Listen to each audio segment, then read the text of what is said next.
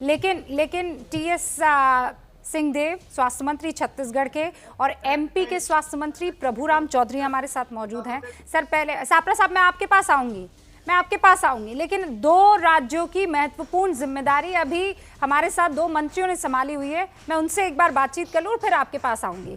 सिंहदेव साहब, आपको लगता है कि इस वक्त राजनीति की जरूरत है? क्योंकि मैं जब दिल्ली एम्स के डायरेक्टर से बात कर रही थी, उन्होंने कहा वैक्सीनेशन से ज्यादा महत्वपूर्ण ये नहीं है कि वैक्सीनेशन महत्वपूर्ण नहीं है, उससे ज्यादा महत्वपूर्ण बात यह है कि कोविड अप्रोप्रिएट बिहेवियर अपनाया जाए। कहीं ऐसा तो नहीं है कि अपनी गवर्नेंस के फेलियर को छुपाने के लिए इस तरीके की राजनीति कि भाई हमारे पास तो आई नहीं रही वैक्सीन, हम करें क्या?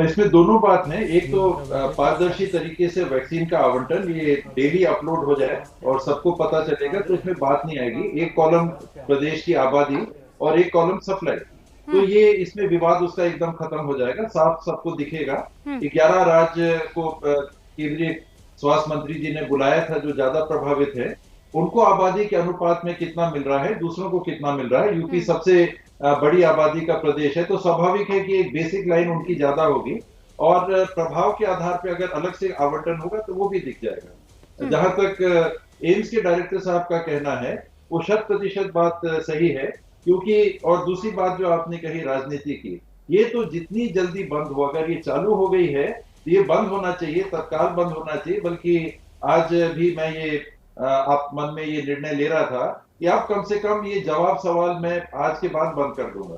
इस मुद्दे पे, कोरोना के मुद्दे पे ये राजनीतिक दलों के प्रतिनिधियों के रूप में अब जवाब सवाल नहीं होने चाहिए, केवल कोरोना की बात होनी चाहिए। हम वैक्सीनेशन लेते हैं तो इसका प्रभाव कब से आएगा? अब नया प्रोटोकॉल 8 हफ्ते और 2 हफ्ते और इम्यूनाइजेशन आने, 10 हफ्ते मतलब 70 दिन। जी सर, सलूट है। और मैं दिल से कह रही हूं कि ये बात आज कोई भी सुनेगा, वो किसी भी पार्टी का शख्स क्यों ना हो। प्रभुराम चौधरी यहाँ पर मौजूद हैं। आप जानते हैं कि मध्य प्रदेश में बीजेपी की सरकार है, लेकिन ये जो आप आज प्रण ले रहे हैं कि कोई सवाल नहीं, कोई जवाब नहीं, सिर्फ कोरोना से लड़ाई, सलूट सर। क्योंकि आज इसी चीज की जरूरत है और बड़े बड़े नेताओं को, बड़े बड़े पार्टी के अध्यक्ष को इस बात की जानकारी अब ले लेनी चाहिए, आपसे सीख ले लेनी चाहिए। प्रभुराम चौधरी साहब, आप अग्री करेंगे इस बात से कि राजनीति नहीं होनी चाहिए जो हो रही है? निश्चित रूप से आज इस संक्रमण को रोकने के लिए, इस महामारी को रोकने के लिए कहीं राजनीति नहीं होना चाहिए। सारे लोगों को मिलकर लोगों के हितों के लिए और संक्रमण को रोकने के लिए जन जागृति अभियान चलाने के लिए आम नागरिकों को और बुद्धिजीवियों को, जनप्रतिनिधियों को, सबको मिलकर, सभी पार्टियों को, लोगों को इस महामारी को रोकने में सरकार के साथ सबको मिलकर इस अभियान में शामिल होने। ओके, एक और सवाल, ये कहा जा रहा है कि बाहर वैक्सीन क्यों भेजी जा रही है? आप इससे कितना अग्री करते हैं प्रभुराम चौधरी साहब, ना भेजी जाए बाहर? देखिए, भारत हमारा जो देश है, जो वैक्सीन आज देश के प्रधानमंत्री नरेंद्र मोदी जी के नेतृत्व में बनाकर तैयार इतने कम समय की है, भारत के लोगों को भी वैक्सीन उपलब्ध करा रहा है। और प्रधानमंत्री जी के नेतृत्व में अगर जो ज़रूरतमंद देश हैं, अगर उनकी जान बचाने के लिए भारत अगर वैक्सीन उपलब्ध करा रहा है, तो इसमें आपत्ति किस बात की? टीएस साहब, आपको आपत्ति है कि क्यों सऊदी अरब, यूएई, श्रीलंका, मालदीव्स, इन सारी जगह पर, नेपाल, हम वैक्सीन भिजवा रहे हैं?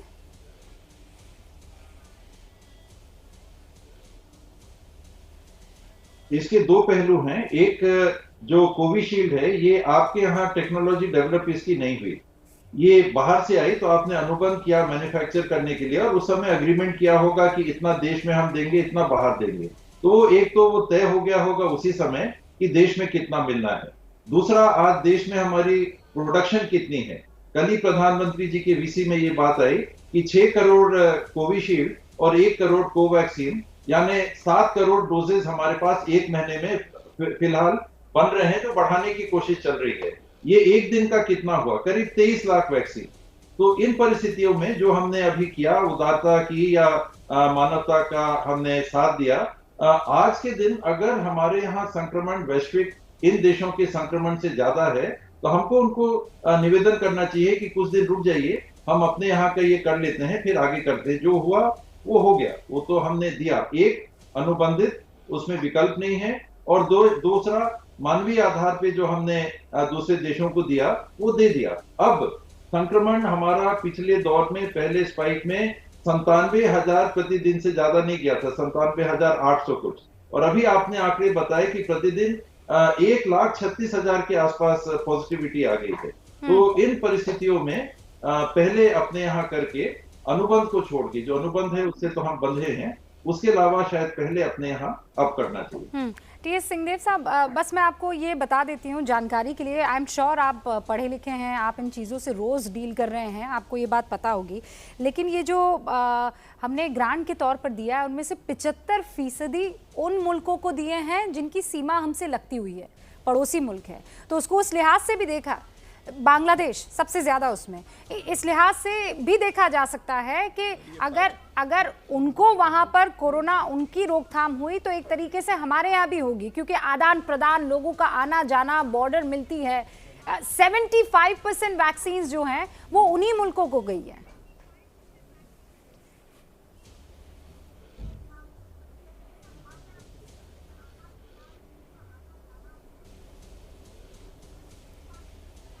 टी.एस. सिंहदेव साहब,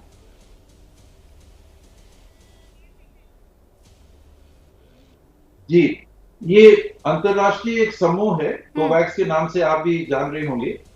ये इसके प्रबंधन में देख रहे थे कि कम विकसित या जिन्हें हम तुलनात्मक गरीब देश मानते हैं, आर्थिक रूप से कम विकसित जो देश हैं, इनके लिए सस्ते दरों पे हम कैसे सप्लाई पहुंचा सकते हैं, और मैन्युफैक्चरिंग हब एक अगर भारत है तो इस मैन्युफैक्चरिंग हब का उपयोग करके हम इन देश के समूहों में भी हम पहुंचाएं जो अनुबंध के आधार पे है। अगर मैं फिर कह रहा हूं कि जब हमने ये टेक्नोलॉजी ली उस समय जो अनुबंध हुआ, हमको इतना इतना इन देशों को देना है, उससे हम बाहर नहीं जा सकते।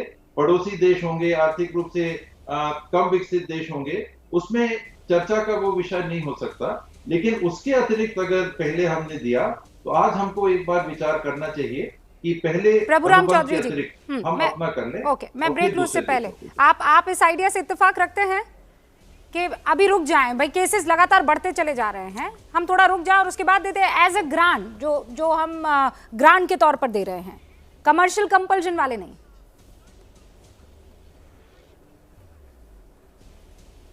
देखिए, देश के प्रधानमंत्री ने जो निर्णय लिए हैं सोच समझ के लिए हैं, और भारत के नागरिक पहली प्राथमिकता में हैं। भारत के लोगों के लिए वैक्सीन मिले, इसके लिए निश्चित रूप से सब लोग इस पर एग्री कर रहे हैं, और प्रधानमंत्री जी ने कहा है कि हमारे देश में अभी 3 दिन का टीका उत्सव हम लोग मनाएंगे। पूरे भारत में लोगों को वैक्सीन उपलब्ध, जिस तरीके से प्रोडक्शन हो रहा है वो हमारे भारत के लोगों को मिले, और दूसरे जगह के लोगों की जान बचाने में अगर हम आगे आ रहे हैं तो इसमें भी हमें कोई कोताही नहीं बरतना चाहिए। हमारे देश के साथ साथ हमारे पड़ोसी भी देश हैं, उनकी भी अगर जान बचाने में भारत अगर आगे आ रहा है तो मैं समझता हूं कि उसमें भी आना चाहिए, और हमारे भारत के प्रत्येक राज्य को वैक्सीन भी उपलब्ध कराई जा रही है। कल ही प्रधानमंत्री जी ने देश के मुख्यमंत्रियों को संबोधित किया और 3 दिन का टीका उत्सव मनाने की भी बात कही।